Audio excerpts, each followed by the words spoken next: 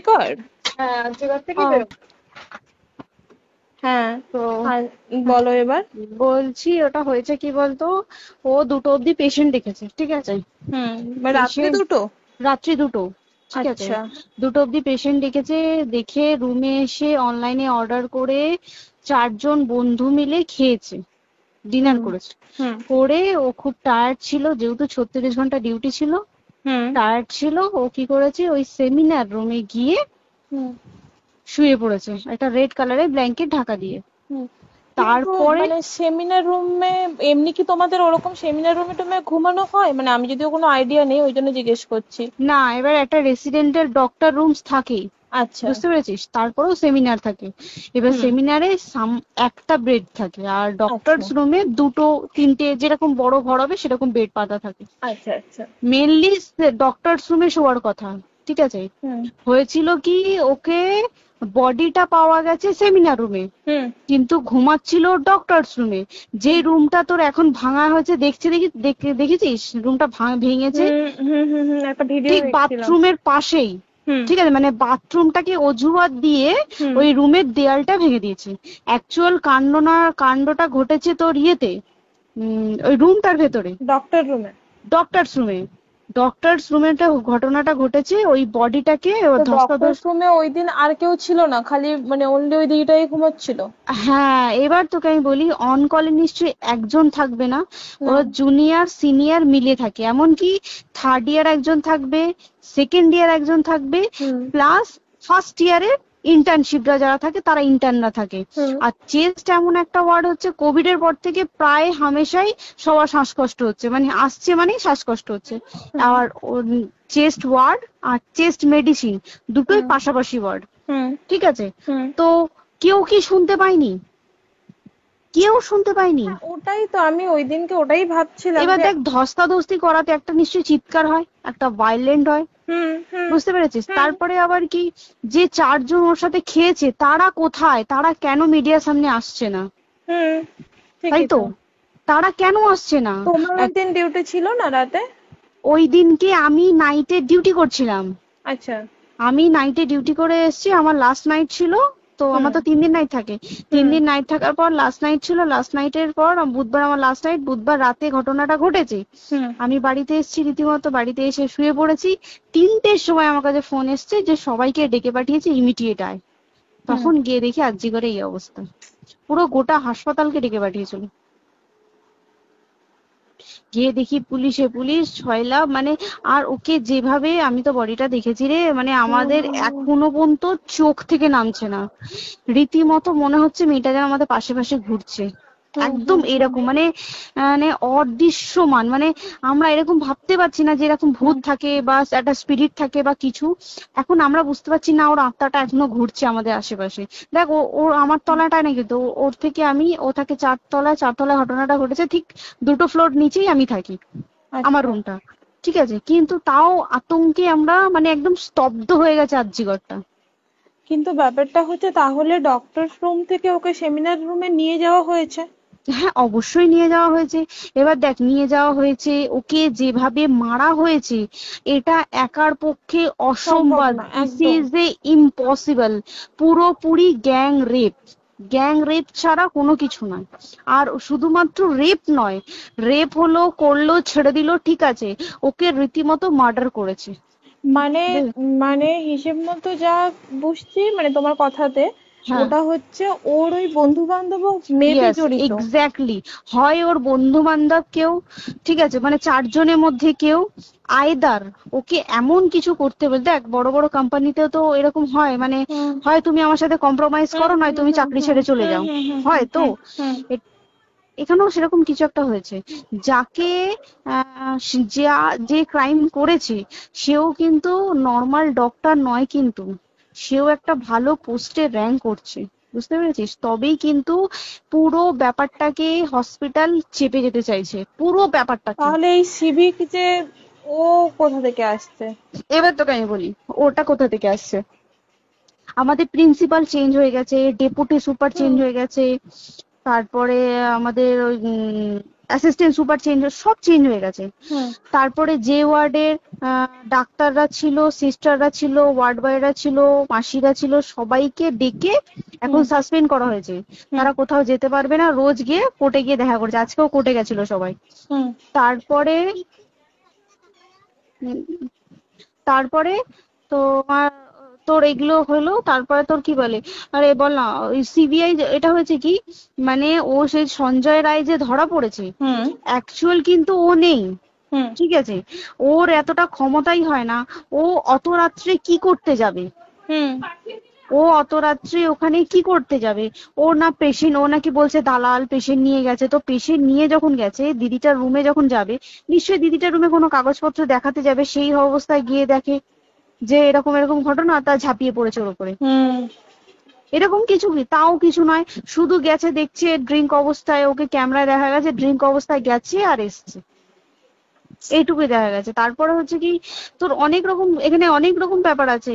যে দিনকে ঘটনাটা ঘটে তার ঠিক দুদিন পরে ওই সেমিনার বাথরুমের অজুহাত দিয়ে ডক্টর যে রুমের হুম দেওয়ালটা আছে, ওই হুম দেওয়ালটা ভেঙে দিয়েছে। কেন? প্রথমে ওকে বললো সুসাইড করেছে, আমাদের যখন ফার্স্ট খবর আছে তখন সুসাইড করেছে। হুম তারপরে যখন হসপিটালে যাই তখন গিয়ে শুনছি নাকি না, সুসাইড করেনি, এটা রেপ করেছে, রেপ করে মার্ডার করা হয়েছে। হুম বুঝতে পারলি, এখানে বিশাল বড় একটা গেম চলছে। এবার আর যে ওর উপর কি রাগ ছিল মানে? হ্যাঁ হ্যাঁ হ্যাঁ হ্যাঁ হ্যাঁ হ্যাঁ, একদম আমি তো কি বললাম, শোন, তুই যদি কারোর সাথে কম্প্রোমাইজ করিস তাহলে তো পোস্ট হুম বাড়বে, হুম হুম তুই হুম কারোর সাথে কম্প্রোমাইজ করবি না, তোকে মার্ডার করে দেবে। মানে মানে ওরকম টাইপই কিছু বলছো তো? এরকমই টাইপের কিছু একটা ছিল। আইদার খুব রাফ, মানে খুব রাগ, খুব মানে খুব ওর উপরে খুব ফ্রাস্ট্রেশন ছিল, যারই ছিল খুব ফ্রাস্ট্রেশন ছিল। শুধু ওকে মারিনি রে, রীতিমতো মার্ডার করেছে। ওর যে ক্ল্যাচারটা ছিল, হুম ওর আমি ইউরিন, শুনেছি এটা। ওর ইউরিনের রাস্তায় ক্ল্যাচারটা ঢুকিয়ে দিয়েছে, তুই ইস, জানিস? মানে কি বলবো, মানে ওকে দেখা যাচ্ছে না, আমরা তো দেখেছি নিজের চোখে, ওকে দেখা যাচ্ছে না। মানে একটা ব্লিড। মৃত্যু কতটা, মানে এইটা মানে প্রচন্ড কষ্ট পেয়ে একটা মেয়ে মারা গেল না? আর ওর যে গলাটা চেপে ধরেছে, আহ ওর ওই চেপে ধরাতে মানে এতটাই জোরে চেপে ধরেছে যে ওর চোখ ফেটে রক্ত বেরিয়েছে। আহ, ছি, ছি, ছি। বুঝতে পেরেছিস? মানে মানে কি বলতো, যদি ধরা পড়ে না, উচিত মানে যারা এটার সঙ্গে দায়ী না আর এই ওদের। যে সিবিআইটা হয়েছে, সিবিআইটা একমাত্র আমাদের জোরেতেই সিবিআইটা এসছে। মানে হুম হুম আমরা ওই সঞ্জয় রায় একার পক্ষে সম্ভব না এইসব। তারপরে পোস্টমর্টম রিপোর্টে তুই জানিস, ওই আমাদের ভাজাইনা থেকে 150 গ্রাম স্পাম বেরিয়েছে। ইস, পোস্টমর্টম রিপোর্ট 150 গ্রাম স্পাম, মানে বুঝতে পারছিস? হুম not a calculated, minimum, minimum কম করে 6 থেকে 7 জন করেছে ওকে রেপ। ছি ছি ছি। ওই জন্যই তো আমরা এতটা বেশি ভাইলেন্ট হয়ে গেছি, বুঝতে পেরেছিস? আর তারপরে আমাদের দেখো, একটা মেয়ে তার কাজের জায়গাতেই ছিল, এমনটা নয় যে রাস্তাঘাটে কোনো বিপদ, তার কাজের জায়গাতেই আরে সেফ নয়। শোন, দেখ বড় বড় কোম্পানিতে কি হয়, রুমের ভেতরে এগুলো হয়, মানে ধর রুমের ভেতরে হলো, যেমন কল সেন্টারে হয়, নাইট হুম শিফটে হুম হয়, হুম হুম এইগুলো একসেপ্টেবল। বাট হসপিটাল হচ্ছে কিন্তু এমন একটা আরজি এরিয়া, করের মতো একটা, হ্যাঁ। আরজি কর বলে না, যে কোনো হাসপাতালে কেউ যদি স্ব ইচ্ছায় কারোর সাথে রিলেশনশিপে গিয়ে করতে চায় সেটা আলাদা জিনিস কিন্তু, হুম ঠিক আছে? হুম কিন্তু কেউ কারো বিরুদ্ধে এইভাবে করতে পারে না রে, তুই জানিস না? মানে ওয়ার্ডে দেখ, কম বেশি আমরা সবাই ঘুমাই, কম বেশি আমরা হুম সবাই জেগে হুম থাকি, জেগে তো থাকি। তাতে কি কেউ শুনতে পায়নি? তার কি একদম সেটাই। ভাইলেন্স ছিল না? যদি কেউ না শুনতে পারে তাহলে ওর খাবারে কেউ কিছু মিশিয়েছিল, হুম তাই কি না? হুম হুম সেটাও পোস্টমর্টম রিপোর্টে মানে লিক করছে না যে কেন খাবার খাবার ও তো খাবারটা খেয়েছিল, সেটা তো নিশ্চয়ই পেটেই ছিল, পেট থেকে তো হুম বমি করে বের করে দেন, সেটা তো ফরেনসিক রিপোর্টে কিছু বলবে। হুম আর তুই জানিস না, দেনার দেন মানে ধর পোস্টমর্টম রিপোর্ট আসতে 3 দিন সময় লাগে। হুম ও যেদিনকে মরেছে ঠিক তার পরের দিনকে বিকালবেলা পোস্টমর্টম রিপোর্ট বার করে দিয়েছে, মানে বডি বার করো আর পোড়াও, হুম 10 সেকেন্ডের মধ্যে ওর বাড়িতে নিয়ে গেছে, তারপরে বডি পুড়িয়ে দিয়েছে।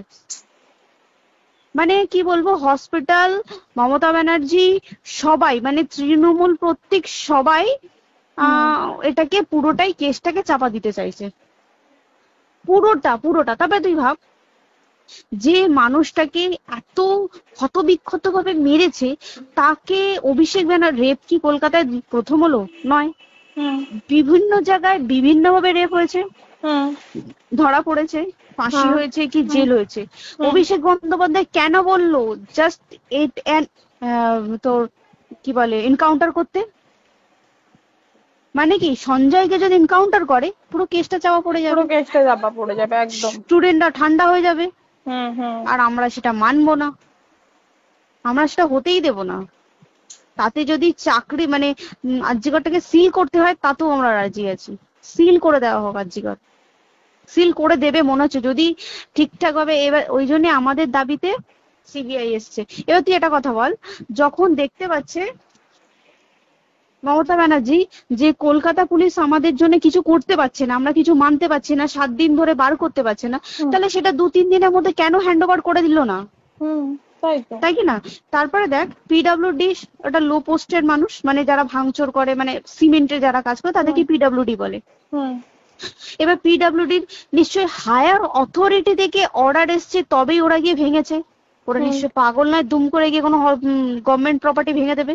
হুম অর্ডারটা কে পাস করলো যে এখনই চেস্ট ওয়ার্ডটাকে ভাঙতে হলো?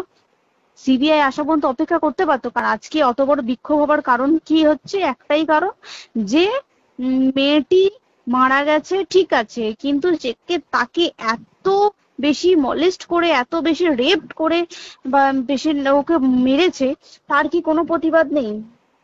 তুই কোথায় সেফ পাবি তুই আমাকে বল?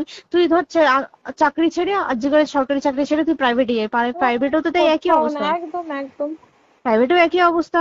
তুই কোনো চায়ের দোকান খুলে বসবি, অনার্সশিপে তুই বসলেও তাও এসে তো হাজার ছেলেরা থাকে, হুম হাজার ছেলেরা টিস করে, তুই কোথায় কি করবি? তাহলে আমাদের সেফটি কোথায়? আমাদের মুখ্যমন্ত্রী মমতা ব্যানার্জি সে একটা লেডি হয়ে তাহলে আমাদের কি সেফটি দিয়েছে? আমাদের কি লক্ষ্মী ভান্ডার দিলে this is a problem solve? পুরো মাসের আমাদের কি সব খরচা চলে যায় লক্ষ্মী ভান্ডারে? জানি না, আই ডোন্ট নো। মানে আমরা প্রচুর ক্ষেপে আছি, প্রচুর। মানে এর বিচার না চাওয়া পর্যন্ত তা তুই ঠিকই তো। ভেবে চল কি এটা সলভ হবে না। আমরা মানে বিচার আমি নিয়ে আমি কথা বলবো। 2 দিন ধরেই ভাবছিলাম তোমাকে ফোন করবো, কিন্তু মানে এটা ওটাতে হয়ে উঠছে না। আর তোমাকে তো হুম। আমি ওই দিন রাতেই হোয়াটসঅ্যাপ করলাম না। হ্যাঁ হ্যাঁ এবার হ্যাঁ তখনই না আমি ব্যাপারটা অতটা বুঝতে পারিনি, আর আমার তার পরের দিনই ভোরবেলা ডিউটি। তা হ্যাঁ। আমি খুব তারপর সাবধানে থাকিস রে, আর খুব বলো না, সাবধানে না না। থাকিস। হ্যাঁ তাই তো, এখন মানে আর তোমরাও সাবধানে থাকো সবাই। কি বলবো বল, কিছু বলার নেই। দেখ আমাদের মধ্যবিত্ত মানুষরা, আমাদের চাকরি করে খেতেই হবে, সোজা কথা। একদম একদম। তাই কিনা বল? বাবার এত হুম, পুঁজি নেই যে বসে অত বসে খাবো, ঠিক আর আছে? সেই মেন্টালিটিও নেই। পুঁজি হ্যাঁ যদিও থাকে, মেন্টালিটিও নেই হ্যাঁ যে এবার বাবার তুই, পুঁজিতে খাবে। এবার একটা কথা তুই বল, চাকরিটা কোথায় গিয়ে করবো তুই একটা বল? কোন সেটাই। স্টেটে গিয়ে চাকরি করবো তুই আমাকে বল?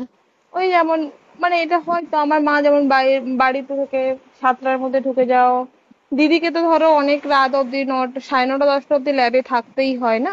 এবার তুই কি করবি কি বল, কি করবে করবি? বলো তো, এখন কিছু নেই। করার আছে? দেখ ল্যাবেও তো সব ছেলেরা আছে, ছেলে হ্যাঁ আছে মেয়ে আছে। তুই একদম। কাকে বারণ করবি, তুই কাকে বিশ্বাস করবি তুই বল? তুই ধর কলিগদের সাথে খেতে বসেছিস, ঠিক আছে, তোর টিফিনটা যদি কেউ চাইলো তুই তাকে না দিয়ে পারবি? না একদমই। আর কার মনে যে কি আছে সেটাই তো কি খুব বলবি সমস্যা। বল? এবার তুই বল খাবারটা যে খাবি, তোর টিফিন কেউ চাইলো বা তোকে যদি কেউ বললো কে একটু একটু খা, যেমন আমরা শেয়ারে হয় স্কুলে হ্যাঁ যেটা আমাদের আমাদেরও শিখে হয়, এসেছি, যেটা হ্যাঁ স্বাভাবিক, এটা সবারই এটা তো হয়। স্বাভাবিক। তুই বল তাতে যদি এরকম অবস্থা হয় তাহলে কি করবে মানুষ, তুই আমাকে বল?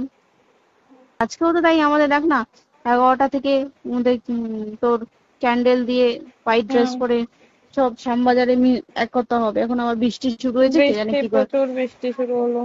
কি হুম, হবে জানি না। ঠিক আছে গো, টাটা। হ্যাঁ হুম চল টাটা। হুম হুম হুম। হুম হুম।